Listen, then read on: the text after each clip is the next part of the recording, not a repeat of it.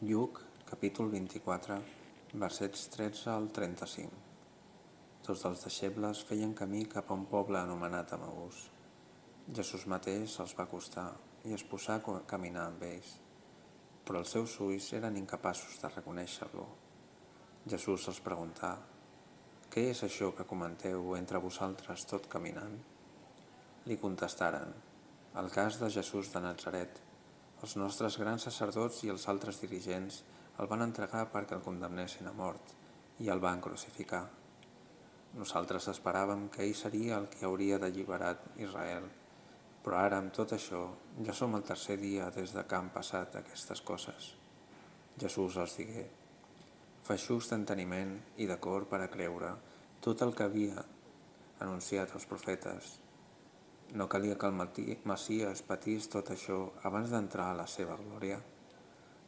S'acostaven al poble on anaven i ell va fer com si seguís més enllà. Però ells van insistir amb força, dient-li: «Queda't amb nosaltres, que es fa tard i el dia ja ha començat a declinar». I va entrar per quedar-se amb ells. Quan s'hagué posat amb ells a taula, prengué el pa, digué la benedicció, el partí i els el donava. Llavors se'ls obriren els ulls i el van reconèixer, però ell desaparegué del seu davant. I es van dir l'un a l'altre: «No és veritat que el nostre cor s'abrossava dins nostre mentre es parlava pel camí i ens obria el sentit de les Escriptures?» Llavors mateix es van aixecar de taula i se'n tornaren a Jerusalem.